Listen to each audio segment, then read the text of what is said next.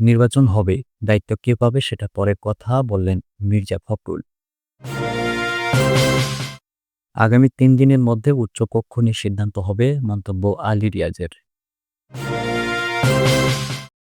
এদিকে শ্যামপুরের বাসে অগ্নিসংযোগের চেষ্টা, নিষিদ্ধ ছাত্রলীগের কর্মী গ্রেপ্তার। সর্বশেষ জানাবো, জামায়াত আমিরকে দেখতে হাসপাতালে মির্জা ফখরুল।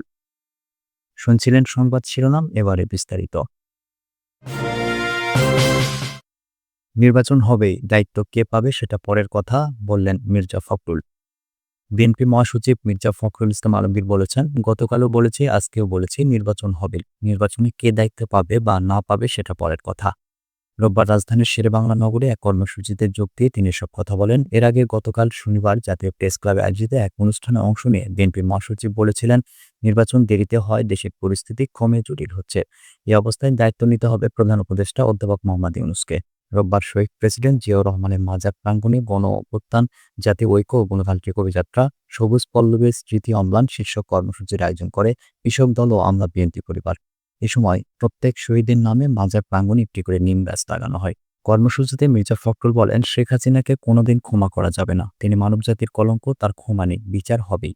শনিবারের একটি অনুষ্ঠানে জুলাই আন্দোলনে এক শহীদের মায়ের আহাজারির কথা তুলে ধরে মির্জা ফখরুল বলেন, একটি ছেলেকে ওরা গুলি করে মেরেছে, বেঁচে আছে নাকি মরে গেছে সেটা না দেখে আরও কয়েকটি লাশ ভ্যানে উঠিয়ে আগুন দিয়ে পুড়িয়ে ফেলেছে।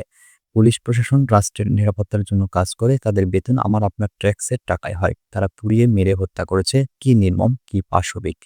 এমন নিষ্ঠুর ও অমানবিকতার জন্য শেখ হাসিনাকে কখনো ক্ষমা করা যাবে না বলে উল্লেখ করেন মির্জা ফখরুল। তিনি বলেন, আমাদের প্রথম কাজ হবে এদের বিচার করা, দ্বিতীয় কাজ হবে শহীদ পরিবারগুলোর পুনর্বাসন, যারা আহত হয়েছে তাদের উন্নত চিকিৎসা দিয়ে পুনর্বাসন করা। এটা না হলে ভবিষ্যতে জাতি আমাদের ক্ষমা করবে না।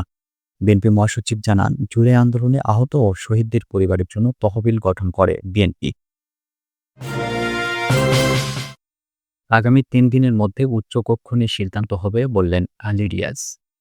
ঐকমত্য কমিশনের সহসভাপতি ডক্টর আলী রিয়াজ জানিয়েছেন, আগামী ২-৩ দিনের মধ্যে উচ্চকক্ষের বিষয়ে একটা সিদ্ধান্ত দেওয়া হবে।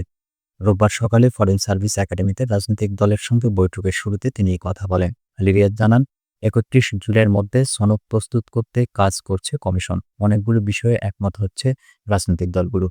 তিনি বলেন, রাজনৈতিক দলগুলির সঙ্গে আলোচনার পরে উচ্চকক্ষের বিষয়ে আগামী ২-৩ দিনের মধ্যে একটা সিদ্ধান্ত দেওয়া যাবে। এছাড়া তিনি জানিয়েছেন, আজকে তত্ত্বাবধায়ক সরকার ব্যবস্থা ও প্রধানমন্ত্রীর একাধিক পদে থাকার বিধান নিয়ে আলোচনা হবে। তিনি বলেন, তত্ত্বাবধায়ক সরকারের বিষয়ে বিএনপি, জামাত সহ ৪টি রাজনৈতিক দলের পক্ষ থেকে প্রস্তাব এসেছে। সেগুলোর সঙ্গে কমিশনের প্রস্তাব সহ আলোচনা করা হবে। এছাড়া আলী রিয়াজ আশা প্রকাশ করেছেন যে তত্ত্বাবধায়ক সরকারের বিষয়ে আজ সবাই একমত হতে পারবে। শ্যামপুরে বাসে অগ্নিসংযোগের চেষ্টা, নিষিদ্ধ ছাত্রলীগের কর্মী গ্রেপ্তার। রাজধানীর শ্যামপুরে দাঁড়িয়ে থাকা বাসে অগ্নিসংযোগ করার চেষ্টাকালে হাতে নাতে নিষিদ্ধ ঘোষিত ছাত্রলীগ কর্মী সিয়াম সরকারকে গ্রেপ্তার করেছে পুলিশ।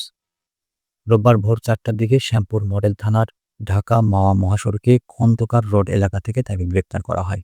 ডিএমপির উপপুলিশ কমিশনার মোহাম্মদ তালেবুর রহমান এ তথ্য নিশ্চিত করেছেন। তিনি জানান, গোপন সংবাদের ভিত্তিতে রোববার রাতে শ্যামপুর মডেল থানা ঢাকা মাওয়া মহাসড়কে খন্দকার রোডের যুবলীগ নেতা শাকিল বিন শামস ওরফে রাব্বির নির্দেশে নাশকতা সৃষ্টির উদ্দেশ্যে ছাত্রলীগের ২ জন কর্মী দাঁড়িয়ে থাকা বাসে অগ্নিসংযোগ করার চেষ্টা করেছে। এমন তথ্যের ভিত্তিতে শ্যামপুর মডেল থানার একটি টিম দ্রুত সেখানে পৌঁছায়। পুলিশের উপস্থিতি বুঝতে পেরে পালিয়ে যাওয়ার সময় সিয়াম সরকারকে হাতে নাতে গ্রেপ্তার করা হয়। এ সময় রাফসান নামে নিষিদ্ধ ঘোষিত ছাত্রলীগের এক কর্মী কৌশলে পালিয়ে যান। এ ঘটনায় গ্রেপ্তার ও পলাতকের বিরুদ্ধে শ্যামপুর মডেল থানায় মামলা দায়ের করা হয়েছে। প্রাথমিক জিজ্ঞাসাবাদে গ্রেপ্তার সিয়াম জানিয়েছেন, নিষিদ্ধ ঘোষিত ছাত্রলীগের একজন কর্মী। তিনি ও পলাতক রাফসান শ্যামপুর এলাকায় নাশকতা সৃষ্টির উদ্দেশ্যে বাসে অগ্নিসংযোগ করার চেষ্টার কথা স্বীকার করেছেন। গ্রেপ্তারের বিরুদ্ধে আইনানুগ ব্যবস্থা গ্রহণ প্রক্রিয়াধীন। পলাতকদের গ্রেপ্তারে অভিযান অব্যাহত রয়েছে বলে জানান পুলিশের এই কর্মকর্তা। জামায়াত আমিরকে দেখতে হাসপাতালে মির্জা ফখরুল।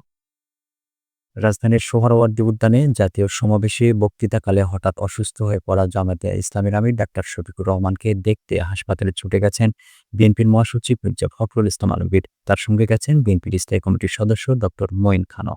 শনিবার রাতে ধানমন্ডির শঙ্করে ইবনে সিনা হাসপাতালে যান বিএনপির এই ২ শীর্ষ নেতা। সেখানে চিকিৎসা নিচ্ছেন ডাক্তার শফিকুর রহমান। মির্জা ফখরুল ইসলাম আলমগীর জামায়াত আমিরের শয্যা পাশে কিছু সময় বসে কথা বলেন। এ সময় চিকিৎসকদের কাছ থেকে তার স্বাস্থ্য ও চিকিৎসার খোঁজখবর নেন। সোহরাওয়ার্দী উদ্যানে শনিবার জাতীয় সমাবেশে বক্তব্য দেওয়ার সময় জামায়াতে ইসলামের আমির ডাক্তার শফিকুর রহমান ২ দফায় অসুস্থ হয়ে পড়েন। প্রথমবার অসুস্থ হয়ে পড়লে মঞ্চে থাকা নেতারা তাকে ধরে তোলেন। এর কিছু সময় পর তিনি পুনরায় বক্তব্য দেওয়া শুরু করেন। তবে আবার তিনি অসুস্থ হয়ে পড়লে তাকে বসিয়ে দেওয়া হয়। তখন জামায়াতের নায়েবে আমির ডাক্তার সৈয়দ আব্দুল্লাহ মোহাম্মদ তাহের জানান, গরমের কারণে আমিরে জামাত সামান্য অসুস্থ হয়ে পড়েছেন। পরে প্রায় ১০ মিনিট ধরে ডাক্তার শফিকুর রহমান মঞ্চে ডায়াসের পাশে পা মেলে বসেই বক্তব্য দেন। তার পাশে তখন চিকিৎসকদেরও উপস্থিতি লক্ষ্য করা যায়।